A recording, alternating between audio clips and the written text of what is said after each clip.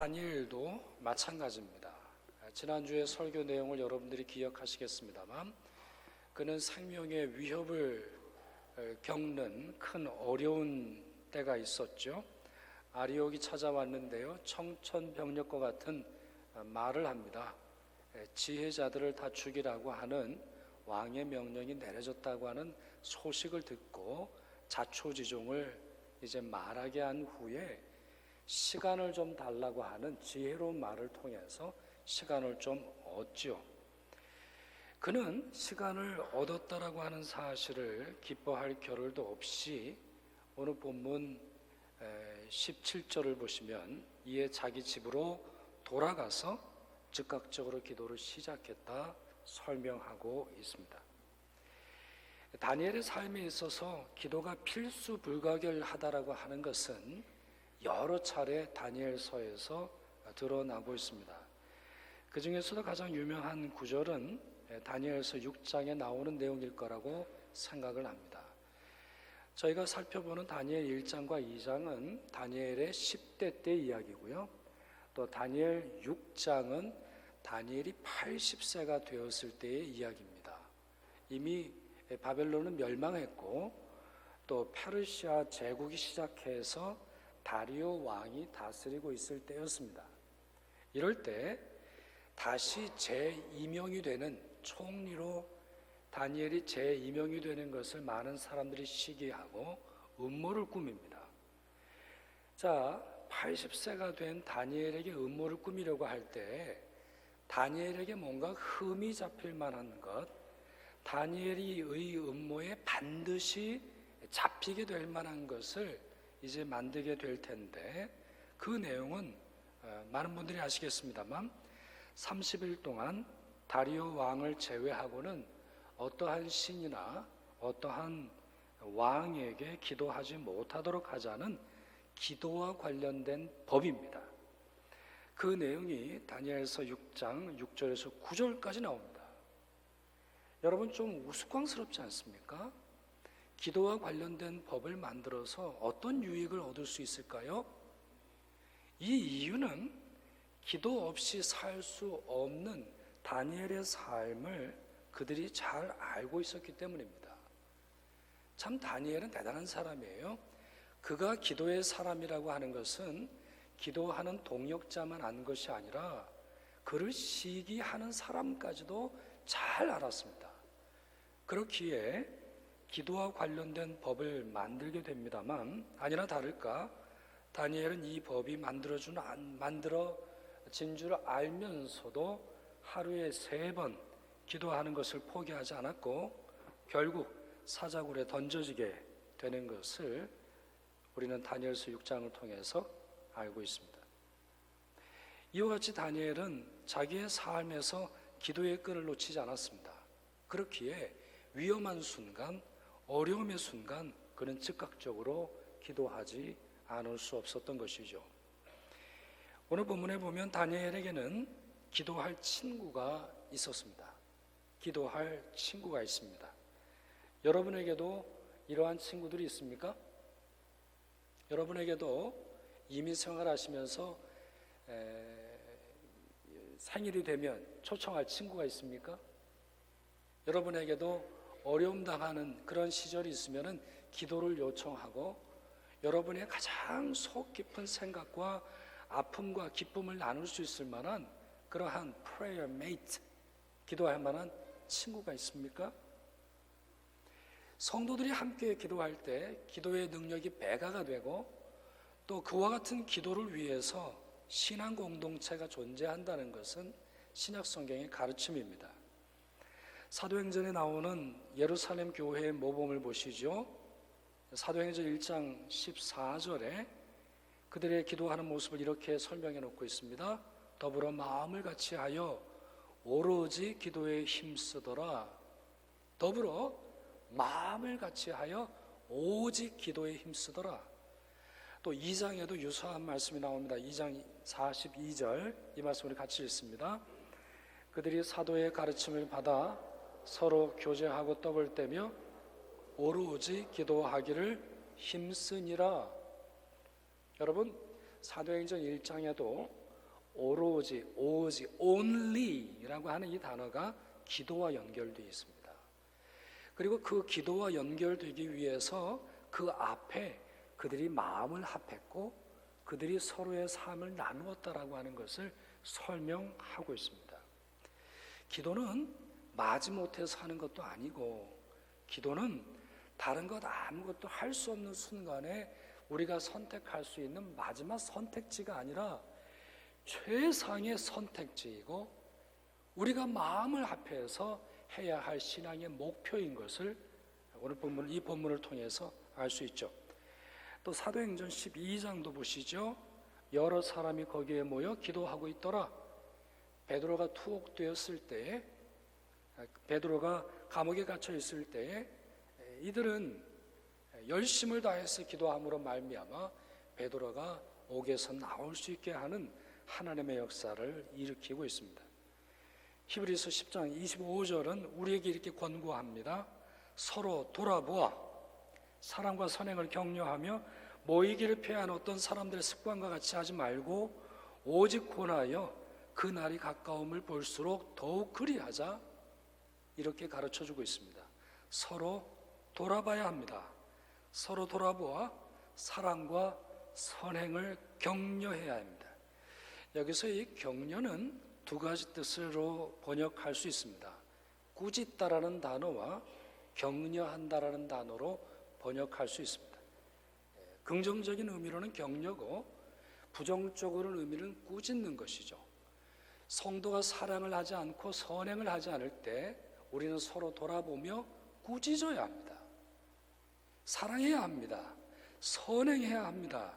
뿐만 아니라 모이기를 피하는 어떤 사람들의 습관과 멀리하고 오직 주님께서 가까이 오시면 가까이 오시도록 오시는 그 날대로 우리는 더욱 합심하여 예배하고 기도해야 되는 것을 볼 수 있죠. 그러므로 만약에 이와 같이 서로 돌아보고 또 서로 마음을 합해서 예배하는 것을 등한히 할 때 우리는 수박의 속은 다 파버리고 겉만 먹게 되는 어리석은 신앙의 모습을 경험하게 되는 것이죠. 다니엘도 마찬가지입니다. 다니엘 혼자 기도해도 됐을지 모르겠어요. 그러나 다니엘은 즉각적으로 친구들에게 기도를 요청합니다. 그리고 이 후반부에 보면 이 기도를 우리의 기도를 들으셨다라고 하는 그와 같은 고백이 나올 정도로 그는 합심하여 드리는 기도의 가치를 잘 알고 있었습니다. 그의 기도의 내용을 볼까요? 18절 한 절에 그의 기도의 내용의 전부가 담겨 있습니다. 사실 그렇습니다. 기도라고 하는 것은 단순합니다. 기도는 오히려 단순하고 핵심적이고 본질적일 때 더 기도다워집니다. 자, 그 내용을 보실까요? 첫째로 하나님을 하늘에 계신 하나님으로 고백합니다. 둘째로 이 은밀한 일에 대하여 불쌍히 여겨달라 기도합니다. 여러분, 모든 기도의 최고의 기도는 불쌍히 여겨달라는 기도입니다. 우리 신약 성경에서도 그렇잖아요. 예수님이 칭찬하신 기도가 있잖아요. 바리새인이 있고 또 바리새인이면서 부자였죠.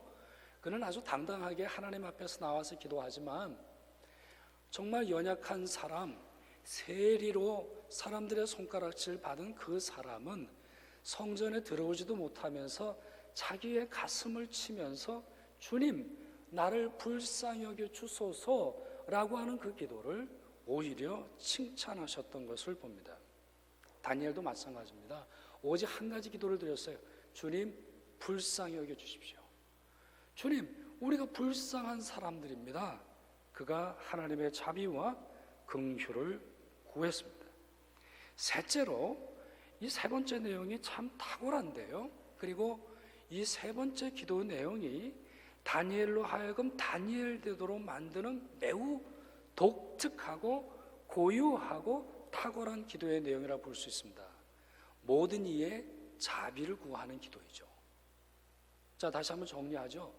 그의 기도의 내용은 뭐였다고요? 첫 번째, 하나님을 부릅니다. 하늘에 계신 하나님, 우리에게 은혜를 베풀어 주소서. 우리를 불쌍히 여겨주소서. 그리고 세 번째, 주의 자비가, 주의 긍휼이 우리 모두에게 내려지게 하소서 고백하고 있습니다. 다니엘은 바벨론 점성가들, 술객들, 무당들, 점치는 자들이 죽을 때까지 기다리지 않았습니다.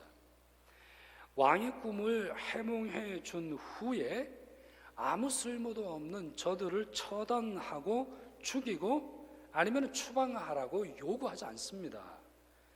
아니면 바벨론의 우상 숭배자들과 하나님의 말씀과 상관없는 이들을 향해 저주를 발산하는 기도를 드리지도 않습니다.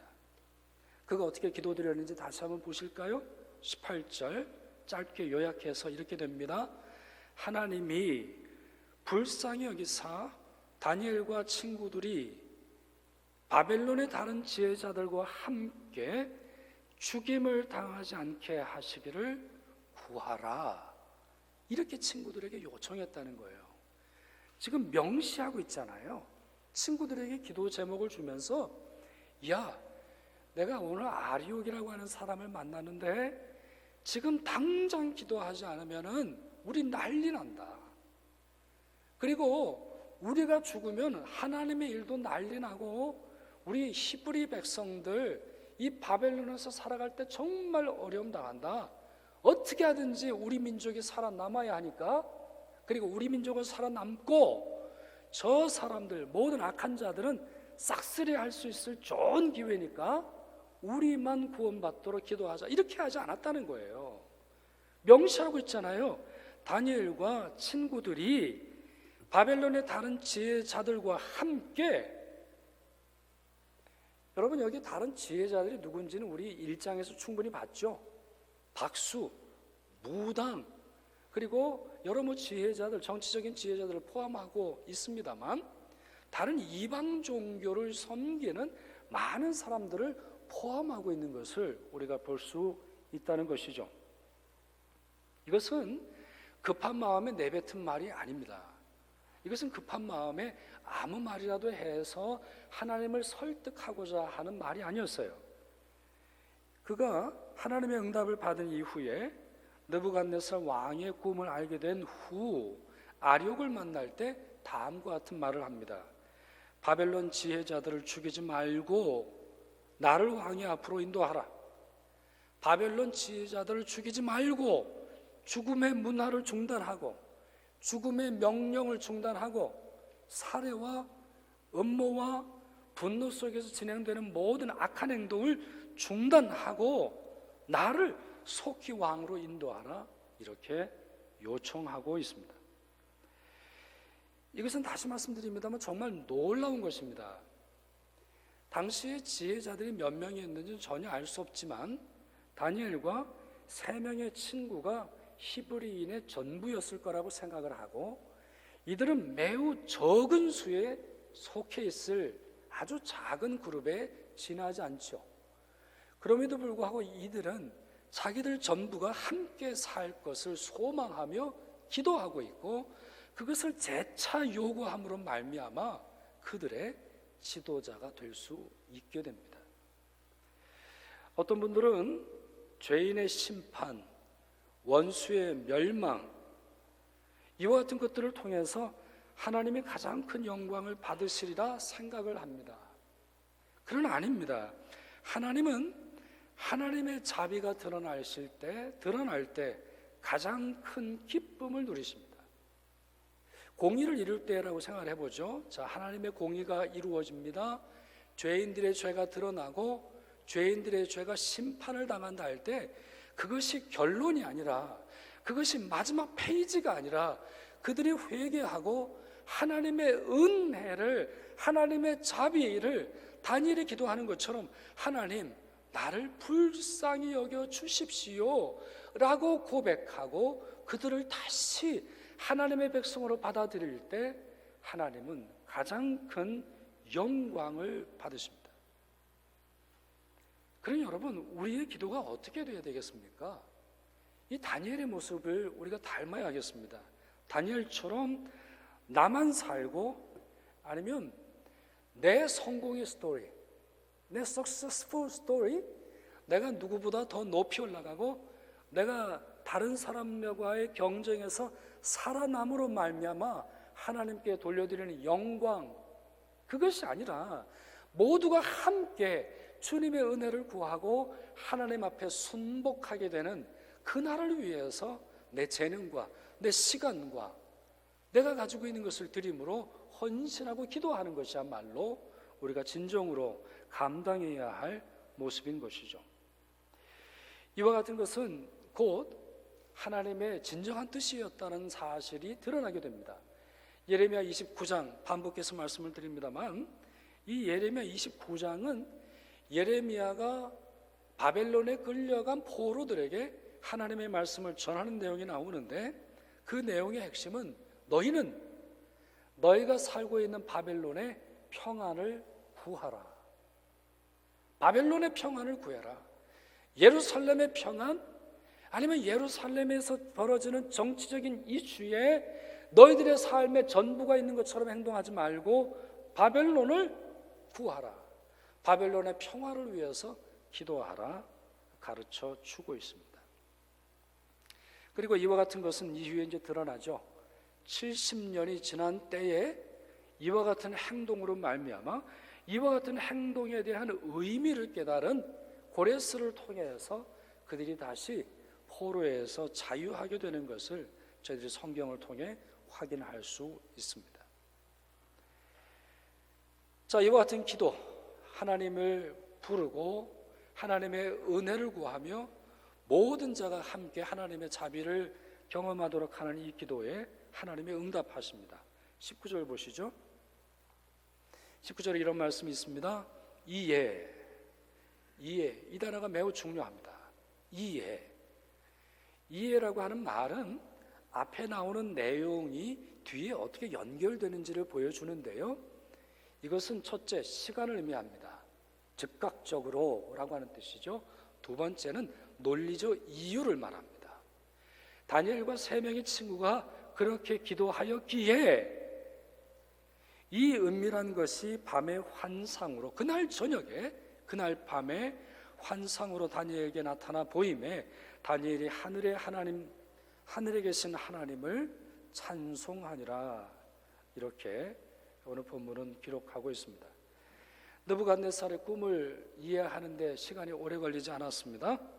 기도를 시작한 지 하루가 지나지 않았음에도 불구하고 하나님은 다니엘에게 은밀한 일을 환상으로 보여주셨습니다. 여러분, 이 본문에서 제가 설명드릴 수 있는 시간은 없는데요, 하나님을 향해 이렇게 계속 이야기합니다. 하늘에 계신 하나님, 하늘에 계신 하나님.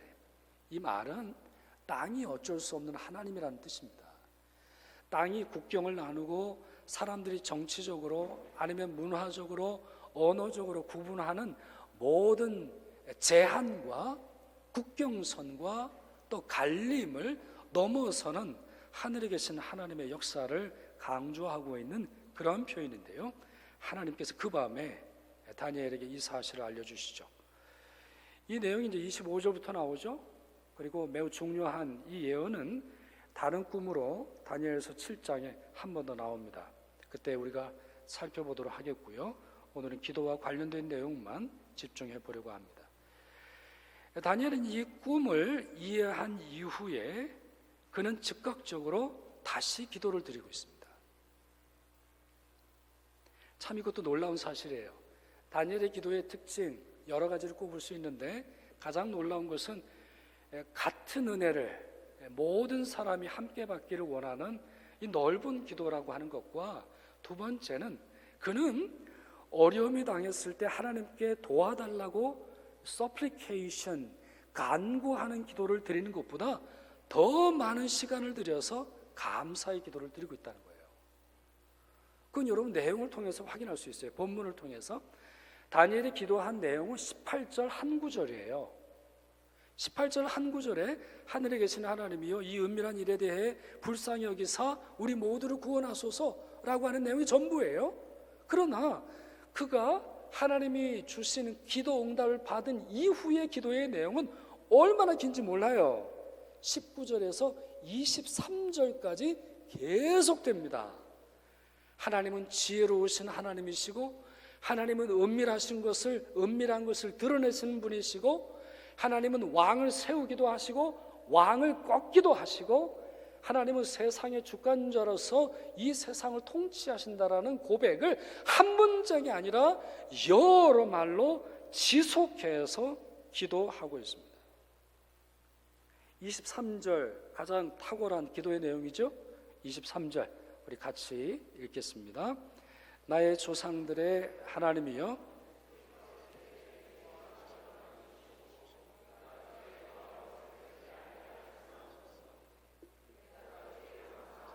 주를 찬양하나이다.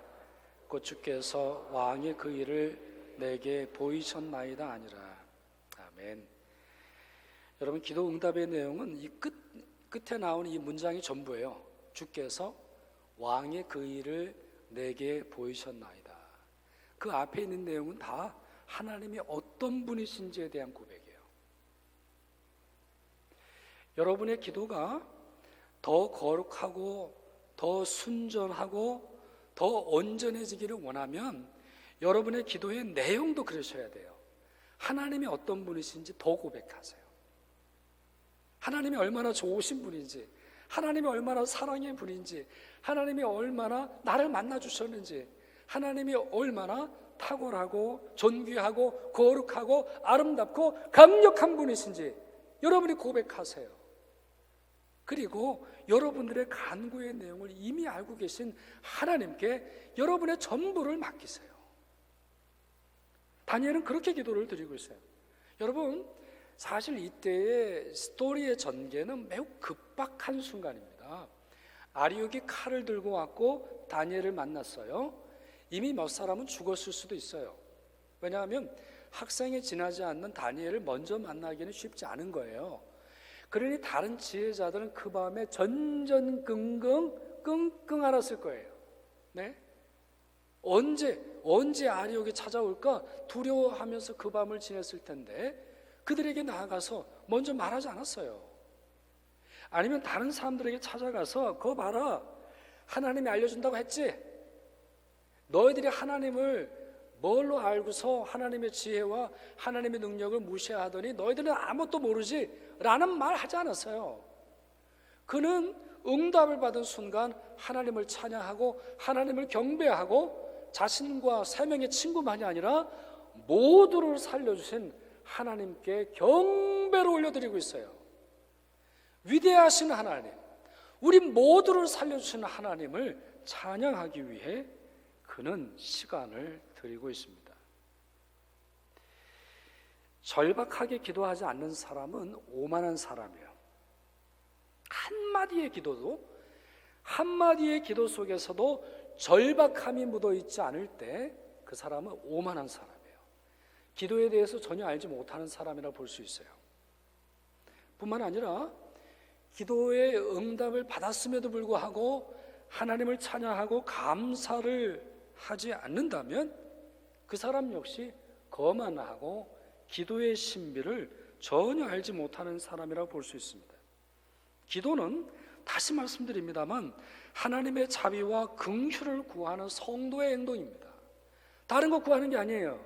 하나님의 긍휼을 구하는 거예요. 그럼 여러분 생각을 해보세요. 내가 그 하나님의 긍휼을 받았음에도 불구하고 기뻐하지 않고 감사하지 않고 감격하지 않는다면 그 기도의 응답의 이유를 자기에게 돌리기 때문 아니겠습니까? 내가 열심히 기도하니까, 내가 40일 기도하니까, 내가 정성을 다해서 기도하니까 기도 응답의 이유를 나에게서 찾기 때문에 감사하지 못하는 것이 아니에요? 정말 기도의 이유를, 그 기도의 내용을 하나님의 자비에 구한다면 감사하지 않을 수 없어요. 찬양하지 않을 수 없어요. 하나님께 도와달라고 간구하는 것 이상으로 하나님께 감사하지 않을 수 없는 것이죠. 예수님의 예를 한번 들어보죠. 예수님이 십자가를 지시기 위해서 유대로 가시기 전에 사마리아와 갈릴리 사이를 지나실 때입니다. 멀리에서 나병 환자 10명이 소리를 칩니다. 다윗의 자손 예수여 우리를 불쌍히 여기소서. 이들은 매우 지혜로운 사람입니다. 이들은 매우 지혜롭게 요청하고 있어요. 불쌍히 여겨주십시오. 세상 사람들 다 돌보지 않는 우리를 불쌍히 여겨주십시오. 멀리서 소리를 칩니다. 가까이 올 수 없는 율법적인 이유 때문이죠. 예수님은 이들을 바로 고쳐주지 않으셨어요. 예수님은 먼 발치에서 또 이들에게 소리를 치셨을 텐데 너희들의 몸을 제사장들에게 보이라 라는 말씀을 하세요. 고쳐주시겠다라고 하는 간접적인 표현이죠. 그러니까 10명이 다 달려가요. 10명이 달려가는데 달려가는 중에 이 모든 사람들이 병에서 자유하게 돼요. 그런데 그 중에 한 사람만 다른 행동을 합니다.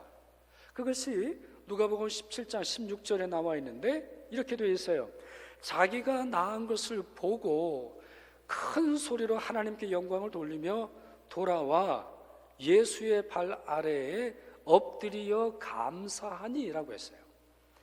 여기서 주목할 몇 단어가 있어요. 첫째, 나은 것을 보고라는 말이에요. 여기서 본다라고 하는 말은 정말 눈물 나는 단어입니다. 본다라고 하는 것이 단순히 자기의 육체에 있는 막 그 나병 환자, 우리 한센병이라고 하잖아요. 그 고름덩이가 사라진 것을 의미하는 게 아니에요. 잃어버린 감각이 돌아왔음을 느끼게 되는 거예요. 여러분, 한센병이 뭔지 아시잖아요. 먼저는 이제 머리카락이 빠지고 눈썹이 빠지고 또 손톱이 빠지고 손마디가 잘라져 나가요. 그럼에도 불구하고 아픔을 느끼지 못해요. 왜요? 신경세포가 죽었거든요. 신경이 죽어서 통증을 못 느끼는 이 질병으로 인해 그들은 천형이라고 불리는, 하늘의 질병이라고 불리는 고통 속에서 살아갑니다. 그런데 달려가는데요, 이들에게 육체의 신경이 돌아온 거예요. 지금 이 사람의 병이 얼마나 심했는지 모르겠습니다만 자기가 나은 것을 보고 그 다음 뭐라고 되어 있죠? 큰 소리로. 제가 원래 더 크게 하려고 그랬는데 오늘 목소리가 이게 받쳐주질 않아가지고 못하겠습니다만 큰 소리로. 네? 이야, 이게 한국 사람은 이해되는 거예요. 여러분, 우리 한국의 유일한 우리 한국 사람에 있는 병이 있다 그러죠? 이게 한,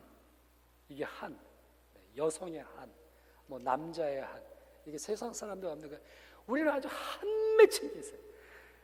이게 한 맺힌 이렇게 안 되죠. 한 맺힌 뭐 이렇게 이게 나와야 되잖아요. 그러니까 이 사람은 큰 소리로 자기의 억울함을 풀어주신, 네?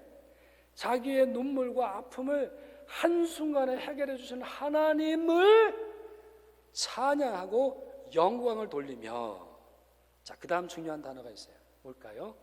돌아가. 그렇죠? 돌아와. 여러분, 돌아온다라고 하는 말이 뭐예요? 돌아온다고 하는 말은 원래 가야 하는 곳으로 간다라고 하는 의미죠. 아니면은 잘못된 곳으로 가다가 turn back, turn to original destination, 뭐 이런 뜻 아니겠어요?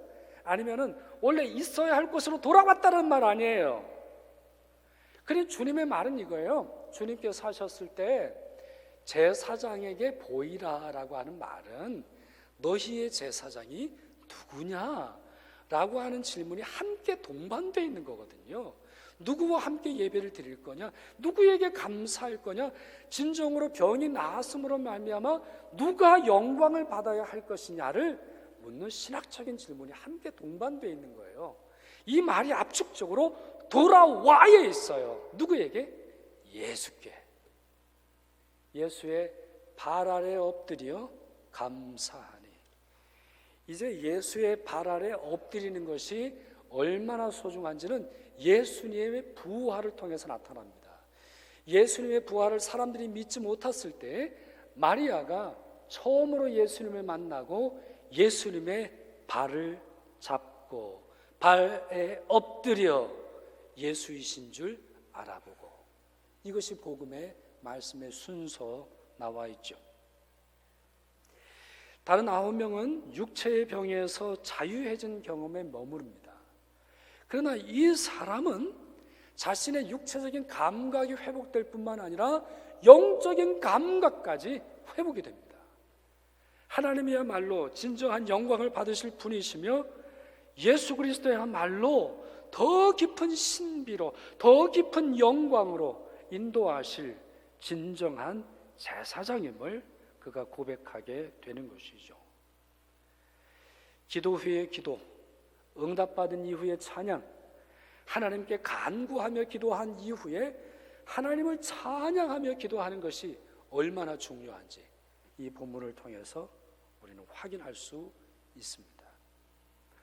말씀을 정리하죠. 주님의 은혜를 구하는 여러분, 기도를 삶의 최우선순위로 두십시오. 기도하실 때 작전을 기다리는 전쟁 중에 무전기처럼 하세요. 네? 여러분 기도하실 때 해도 그만 안 해도 그만, 식사 기도를 하시던 밤 기도를 하시던 간구하는 기도를 하시던 그냥 해도 되고 안 해도 되는 그런 기도 드리지 마시고 정말 후방을 향해서 우리 지금 죽게 됐으니까, 전투가 벌어져가지고 도저히 감당할 수 없으니까 빨리 다른 부대를 내려 보내주든가 전투기를 내려 보내주든가 우리를 빨리 후방으로 내올 수 있는 헬리콥터를 보내주든가 저희를 도와주세요. 간절하게 기도하세요. 그리고 그 기도에 하나님께서 반드시 응답하신다는 사실을 믿으세요.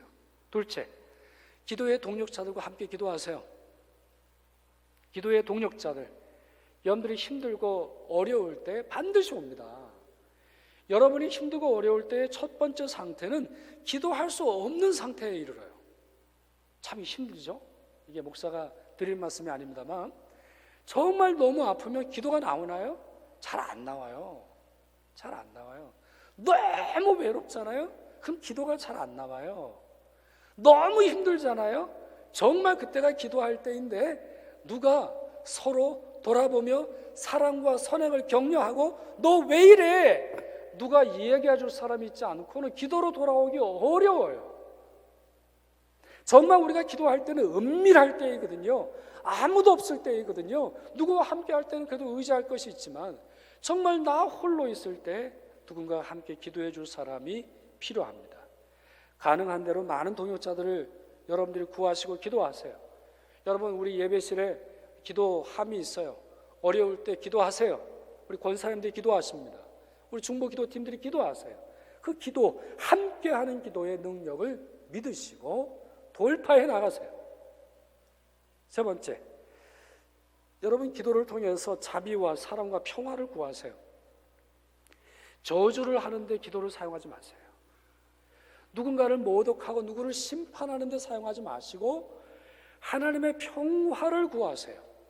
하나님의 공의를 구하세요. 하나님의 정의를 구하세요. 바로 잡으시는 주님의 뜻을 구하세요. 그리고 그 결과가 회개와 다시 돌아오는 하나님의 역사가 되도록 기도하세요.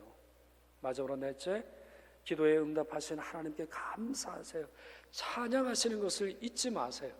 그리고 그 찬양을 통해서 더 깊은 하나님의 신비로 나아가시길 바랍니다. 기도하겠습니다.